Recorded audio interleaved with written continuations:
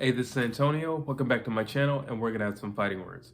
But before we go any further, you know the routine. I need for you to like this video and also subscribe to my channel. So in this video, I wanted to talk about some comments that were said about Amir Khan. And of all places and of all people, it comes from Danny Garcia. Now, it's very rare that you get two guys in a fight and the winner says, I want to do this again. That's rare, but I get it because the loser is the cash cow of the two. So I get it. And so basically Amir Khan and Kell Brook are going to be fighting. So Danny Garcia throws his name in the pot and he's like, hey, whoever wins, I want the winner. Well, and then he goes on to say, well, Amir Khan, he hates me. You know, we got bad blood and he really hates me. You know, in other words, he wants to get some get back. So, you know, I guess he just wants to stir that back up, you know, just to get it in his head, gets things rolling, I suppose. Listen, I'm not mad at that. They want to run it back at all. Personally, Amir Khan was winning that fight. So, like every time he's actually lost, he was winning the fight. So by all means, run it back. I felt like they should have run it back years ago.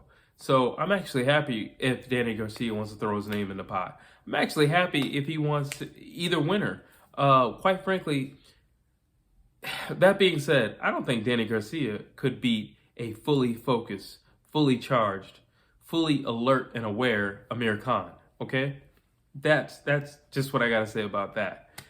He wasn't winning that last one until he won, so you're not going to beat Amir Khan in a boxing match. And we all know Danny Garcia is not the most active guy in a round.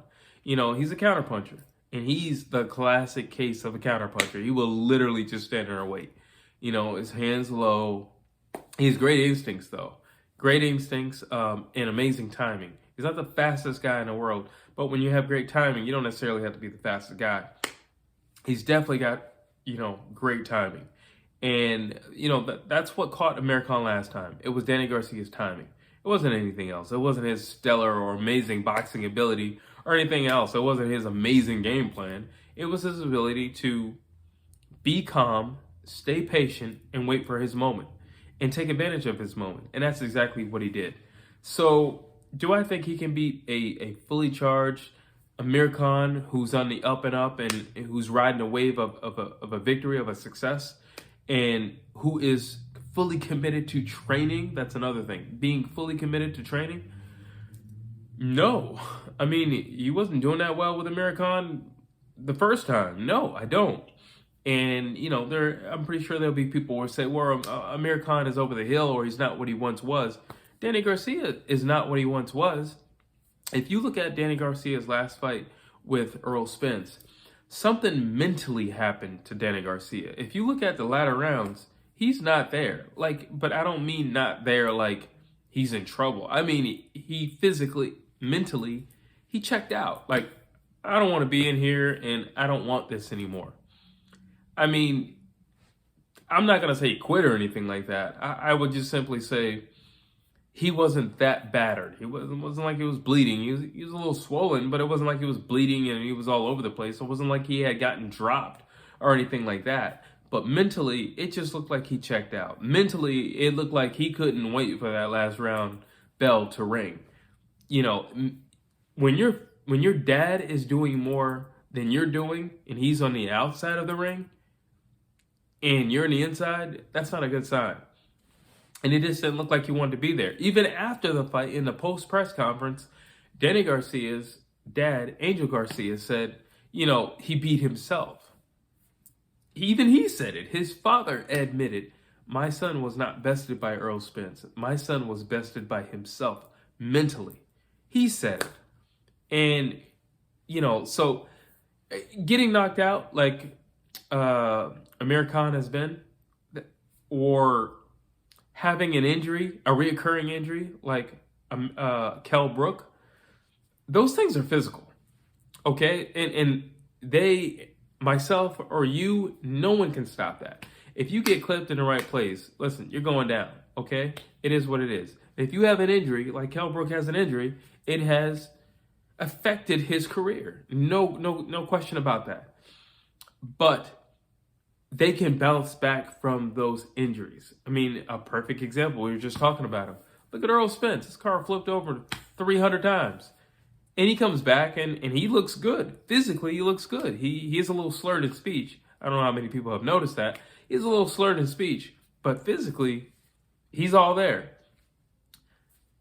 However, having a mental block, having a mental issue, that's not something that you just recover from. That's not something where it's like, well, get some ice and some ibuprofen. That's not the case. That's not something like maybe I need a new trainer. It's not the case. Maybe it's not, well, I didn't do my strength and conditioning. It's not that. I didn't do my road work. It's not that. I didn't spar enough. It's not that. That is something in here where it's not that easy to get over that hurdle because this hurdle lives with you. If you didn't do your road work, if you didn't do your ab work, if you didn't do strength and conditioning, if you didn't spar enough, or you hurt your hand in sparring and then you couldn't fully spar the way that you wanted to, or that you simply just didn't implement the game plan, that's one thing. But when something up here snaps, when something up here is broken, when something up here needs tweaking, fine-tuning, that's something totally different. That's not something that you just fix in a training camp. You know, that's something totally different.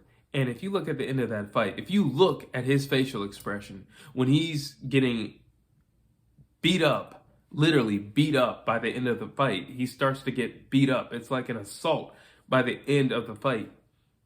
He's just like taking the beating, like, and he's just there, you know, like, but there was like some sad look on his face, like, man, I wish this last bell would just ring and I could just collect my check and get on out of here. And I mean, he wasn't there. Mentally, the dude wasn't there, you know, and I'm not trying to be mean by saying that, but I get it, you know, like, who wouldn't want to fight Amir Khan? That's a payday.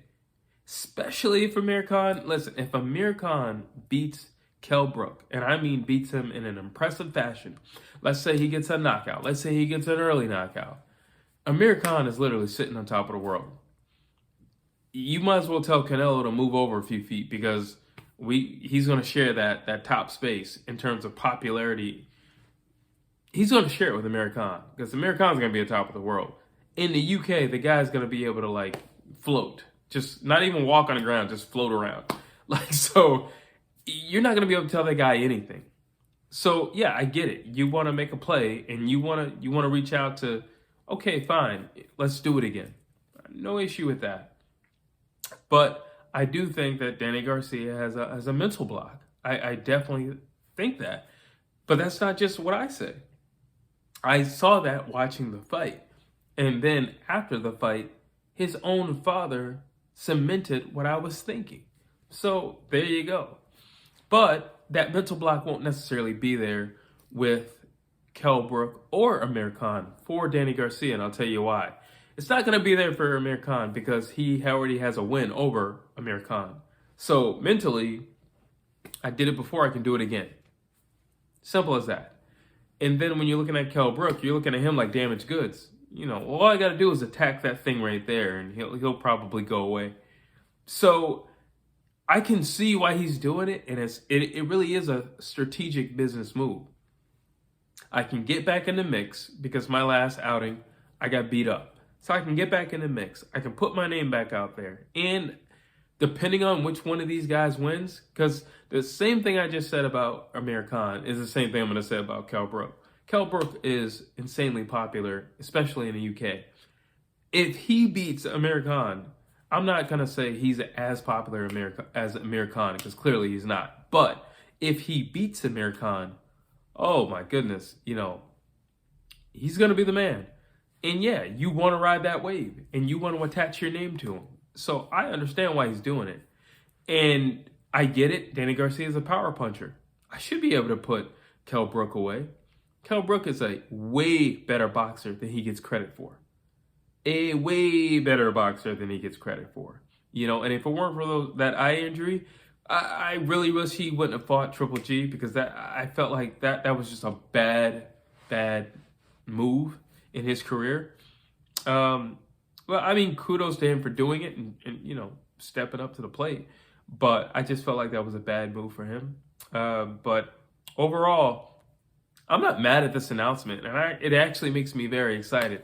So I look forward to, now I'm looking forward to this fight even more, because I want to see what happens next. I want to see if Danny Garcia shows up to the fight. I want to see if he steps in the ring after the win and challenges whomever the victor is. That's what I want to see. I love Danny Garcia. I want to see him fight. I like to see him fight. He's an exciting fighter. He's not the most active fighter, but he's an exciting fighter. So I look forward to what happens next and who takes the bait. That's another thing. Who takes the bait? I know they hear him, but who takes the bait? And I guess we won't know that until the night of the fight, because I believe he will be there. And I also believe he might even step in the ring. But those are my thoughts. I want to know what you have to say down below. And as always, please like and please subscribe.